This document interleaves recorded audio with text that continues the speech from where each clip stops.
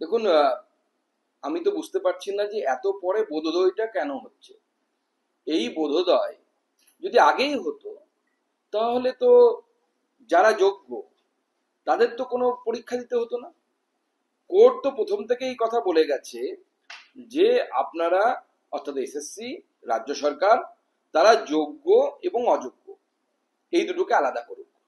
এমনকি যখন অভিজিৎ গঙ্গোপাধ্যায় জাস্টিস হিসেবে কাজ করেছিলেন সেই সময় তার বক্তব্য একই ছিল যে চাল এবং নুড়ি কাকড়কে আলাদা করতে হবে।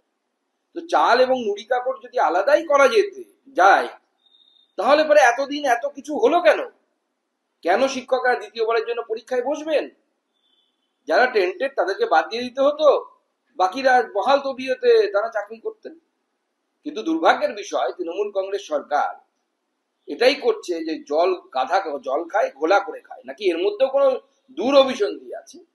আমি শুধু তৃণমূল কংগ্রেসের নেতাদেরকে টাকা দিয়ে যারা চাকরি পেয়েছেন, যাদেরকে টেন্টেড বলা হচ্ছে, তাদেরকে আমি অনুরোধ করব, আপনাদের নাম যদি লিস্টে আসে তাহলে আপনারাও একটি লিস্ট জারি করুন যে কোন তৃণমূল নেতাকে আপনাদের কত টাকা দিতে হয়েছিল, এবং সেই লিস্ট জেলায় জেলায় পাবলিশ করুন। না করতে পারলে আমাদেরকে দিন, আমরা জেলার সব থেকে জনবহুল এলাকাগুলোতে পোস্টার করে করে বড় বড় কাট আউট সহ সেই তৃণমূল নেতাদের কর্মকাণ্ড বাংলার জনগণের সামনে তুলে ধরবো, আপনাদের সামনে তুলে ধরবো।